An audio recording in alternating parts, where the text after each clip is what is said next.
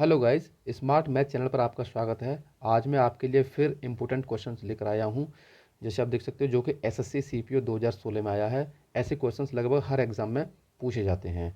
तो क्वेश्चन है, तीन अभाज्य संख्याओं का योग 100 है। यदि इनमें से एक संख्या दूसरी से 36 अधिक है तो एक संख्या क्या है। तो आप देख सकते हो अभाज्य संख्या यानी प्राइम नंबर्स। ठीक है, तो तीन अभाज्य संख्याएं जिनका योग 100 है। तो आप कन्फर्म है, जब जिनका योग तीन अभाज्य संख्याओं का योग 100 है तो उसमें से एक संख्या 2 होगी ही होगी, तभी उनका टोटल या सम 100 आएगा। तो मान लीजिए एक संख्या x मान ली, दूसरी y मान ली और तीसरी 2 होगी ही होगी। ठीक है, तो योग कितना है 100। तो according to question x plus y plus 2 equal to आ गया 100। ठीक है, तो x plus y equal to 100, 2 उधर चला गया तो माइनस हो जाएगा, 100 में से 2 माइनस हो गया तो ये हो गया 98। अब आगे क्या बोलता है, यदि इनमें से एक संख्या दूसरी से 36 अधिक है। ठीक है, तो लिख सकते हो एक संख्या यानी x minus y equal to 36। ठीक है, यानी दूसरी संख्या जो y है एक से 36 कम है। ठीक है, या फिर 36 अधिक है दूसरी संख्या, तो x minus y equal to 36 हो गया। अब दोनों इक्वेशन को हम ऐड करके या सम करके आपस में x और y की वैल्यू फाइंड आउट कर सकते हैं। ठीक है, तो y से y कट हो जाएगा दोनों को जोड़ने पर। ठीक है, तो x और x 2x हो गया इजिकल टू 98 और 36 ये 134 हो गया। तो x की वैल्यू हो गई 134, 2 से ये कट गया 67 टाइम्स, x की वैल्यू आ गई 67। ये एक संख्या आ गई।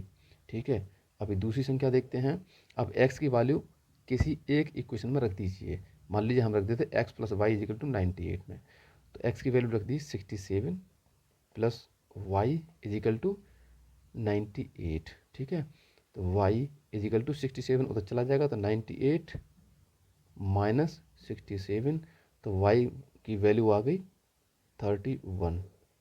ठीक है, तो x की वैल्यू 67, y की वैल्यू 31। अब आप देख सकते हो दोनों में कितने का अंतर है। जैसे बोल रहा है यदि इनमें से एक संख्या दूसरी से 36 अधिक है, दोनों में डिफरेंस 36 का आ गया, यानी 36 का। तीसरी संख्या क्या है वो मैंने पहले बता ही दिया, 2। तो 31 प्लस 67 प्लस 2 इजिकल टू 100 आ गया। तो इसमें ऑप्शन डी सही है, 67 तो 67, इसका ऑप्शन डी सही है। नेक्स्ट क्वेश्चन है, द्विघात समीकरण x square minus 4x plus के इजिकल टू 0 का एक मूल यानी 3 है, तो दूसरा मूल ज्ञात कीजिए। ठीक है, तो आप देख सकते हो जब भी कोई द्विघात समीकरण का ऐसा क्वेश्चन आता है तो ये वाली जो वैल्यू है, ये वाली वैल्यू होती है अल्फा प्लस बीटा की वैल्यू होती है। ठीक है, तो alpha plus beta equal to ये 4 हो गया, और ये वाली जो वैल्यू होती है ये होती है अल्फा और बीटा, अल्फा मल्टीप्लाई बीटा की वैल्यू होती है। ठीक है, तो हमें एक मूल तो दे रखा है, दूसरा मूल इसमें मालूम करना है। तो एक मूल 3 है तो alpha plus beta equal to 4 हो गया। ठीक है, तो इसमें एक मूल 3 दे रखा है, इसकी वैल्यू हम रख देंगे इसमें। तो अल्फा की जगह पर 3 है, 3 प्लस बीटा इजिकल टू 4, तो बीटा इजिकल टू 4, 3 को उधर ले जाएंगे -3, तो बीटा की वैल्यू आ गई 4 माइनस 3 यानी 1। ये हमारा दूसरा मूल आ गया। एक मूल 3 है जो पहले दिया हुआ है, दूसरा मूल आ गया 1। तो एक इसमें कौन सा ऑप्शन है, ऑप्शन डी सही है। नेक्स्ट क्वेश्चन है, ये सिंप्लीफिकेशन का है। आप देख सकते हो अंडर रूट में 12.1 का स्क्वायर माइनस 8.1 का स्क्वायर डिवाइडेड बाई 0.25 का स्क्वायर प्लस 0.25, एक ब्रैकेट में 19.95। इसको कैसे करेंगे, अंडर रूट। अब आप देख सकते हो ये है, मान लीजिए ये ए मान लीजिए, ये बी मान लीजिए। A square minus b square का फॉर्मूला आपने गुणनखंड में पढ़ा होगा, a square minus b square equal to क्या होता है, ए प्लस बी और दूसरे ब्रैकेट में ए माइनस बी। तो वही वाला फॉर्मूला इसमें अप्लाई कर देंगे।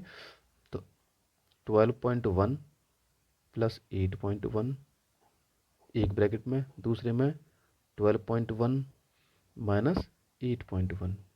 ठीक है, ऑब्लिक, इसको ऑब्लिक में लिख देंगे। अब इसमें देख सकते हो आप 0.25 दोनों संख्याओं में से कॉमन ले सकते हैं, 0.25 कॉमन ले लिया। एक ब्रैकेट में क्या बचा, क्योंकि यहाँ पे स्क्वायर है तो 0.25 बचा। इसमें कॉमन बाहर आ गया तो 19 यानी प्लस 19.95। ठीक है, इज इक्वल टू, अब ये 12.1 प्लस 8.1 ये कितना हो गया 20.2 हो गया, मल्टीप्लाई दूसरे ब्रैकेट में कितना हो गया 12.1 माइनस 8.1, माइनस करोगे तो इसका वैल्यू 4 आ जाएगा, अपॉन अब ये 0.25 एज इट इज़ है अपनी जगह पे, ये मल्टीप्लाई ये कितना हो जाएगा 19.95 प्लस 0.25 आप जोड़ोगे तो इसको 20.2 इसकी वैल्यू आ जाएगी। ठीक है, 20.2 से 20.2 कट हो गया, equal to under root 4 upon नीचे क्या बचा 0.25। ठीक है, अब आप देख सकते हो नीचे 0.25 आ रही है तो इसको पॉइंट हटाने के लिए यानी 100 का नीचे मल्टीप्लाई कर दो, 100 ऊपर और 100 का नीचे। ठीक है, अंडर रूट ऊपर 400 हो गया, नीचे कितना हो गया ये पॉइंट हट गया तो 25 हो गया। अब 25 से इसे काटोगे तो 16 टाइम कट गया, अंडर रूट 16 आ गया। अब 16 किसका परफेक्ट स्क्वायर होता है यानी 4 का, तो ये अंडर रूट 4 स्क्वायर हो गया, स्क्वायर से रूट कट गया तो ये क्या हो गया इसकी वैल्यू आ गई 4, ये इसका आंसर आ गया।